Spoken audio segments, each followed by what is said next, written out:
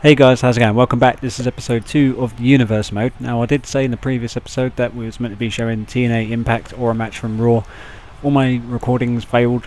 I have no idea why, so we're skipping straight forward to the end of the week. It's SmackDown and we're going to kickstart the show with a Intercontinental title match between Christian and Justin Gabriel. There was a comment in the previous video that I uploaded saying put Justin Gabriel in a title picture. So here we go. It's a title match. Because it's easier for me to record and do this, I'm not doing live commentaries on the actual shows. I'll do live commentaries on the pay-per-views. Each match will be live commed. But as far as Raw and SmackDown goes, I'll just be doing what you're going to see in this video here now. But The Miz on SmackDown defending his Intercontinental Championship, something that I wish they would do in real life quite a lot, like back in the day. I hate to do this all the time, but refer back to old times. But you'd get spontaneous title matches, and it just makes the match and the show more exciting. It brings more out the performers knowing it's for a title, or they have to perform in a title match, you know. I think they need to do more of that in modern day WWE, and that's what I'm going to be doing in this Universe mode, because that is exactly what the game's all about. So we're kick-starting the show, Intercontinental title match. Here comes Justin Gabriel with his entrance. Now I think to put him in the title picture for the Intercontinental or even United States Championship ain't a bad, you know, thing really. He's quite a good competitor. I quite like him. He's a high flyer. He's exciting. His accent is a bit off-putting though. Sometimes it's quite hard to understand and sometimes it's a bit laughable.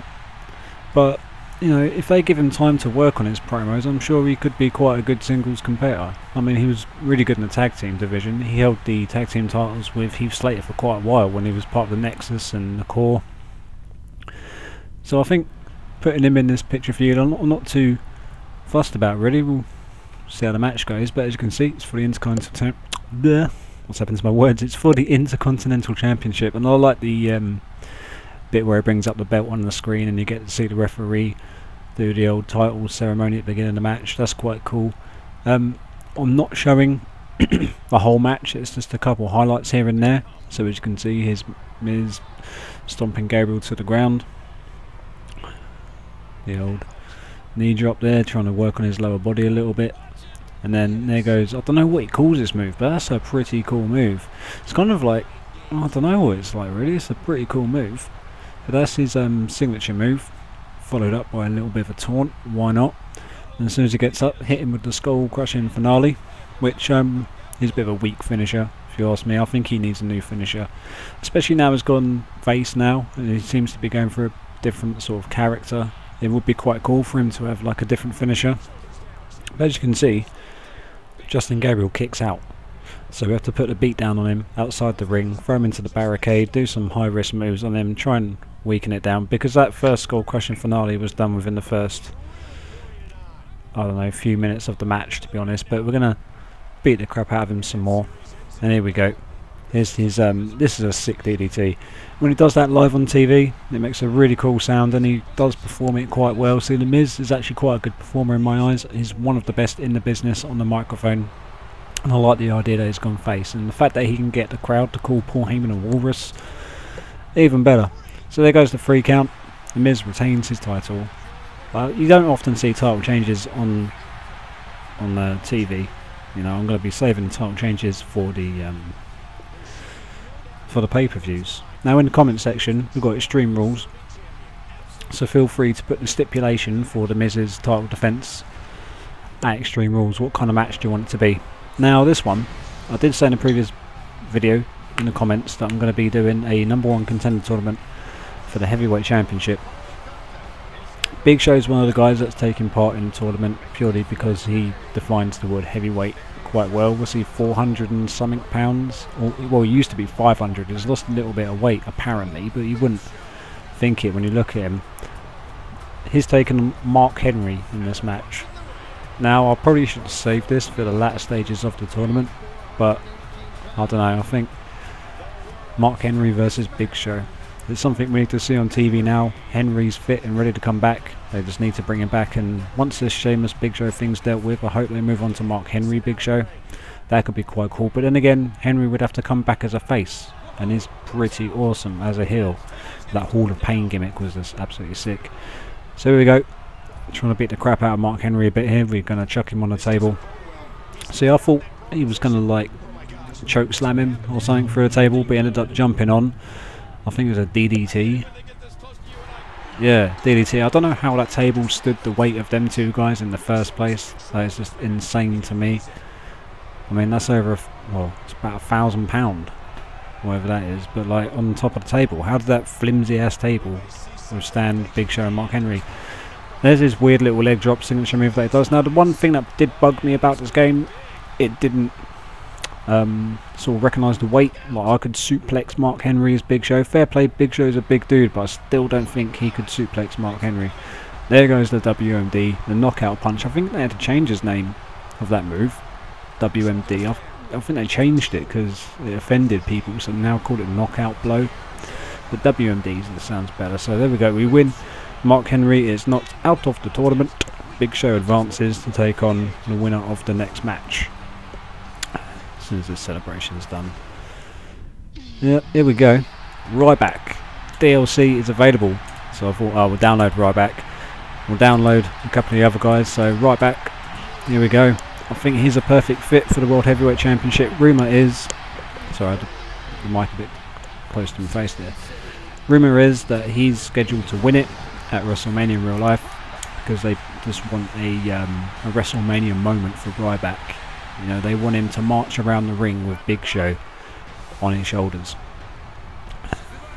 Now, the only reason I put Tenzai in this tournament is because I just wanted to see what a DLC character was like, really. Ryback and Tenzai, that match has been done a fair few times on TV. Twice Tenzai sandbagged Ryback, basically means stitching up the move to make Ryback look shit. That's really what it looked like. You know, Ryback didn't put, Tenzai didn't put any effort at all into his part of the move, because obviously Ryback's got to pick him up, but Tenzai's got to make it easy for him to do that, and he didn't, and it fucked up live on TV and on SmackDown, but they managed to edit that out. So here we go, there's a Ryback's signature move. I have no idea what that's called, probably something to do with food. Probably like the lunch truck or something, I don't know, something to do with food. So he goes with the shell shock, which is a bit of a gay name for a move. You should have called it the aneurysm, because I should imagine that's exactly what it causes, because he hits them hard with that move. Ryback doesn't get the free count on this one. Tenzai kicked out, so yet again, like with the last match, we had to put some punishment on him, knock him out of the ring. Instead of putting him through the table, I decided to crack him into the stall steps, send him crashing to the floor. Now here we go. There goes his signature wake up taunt, which is quite cool. It's quite a cool feature of the game. You just press up and he celebrates, and the geezer stands up and makes it easy for you to do the finish. There we go. Boom. That's pretty cool. Quick little shimmy shuffle before we go for the pin.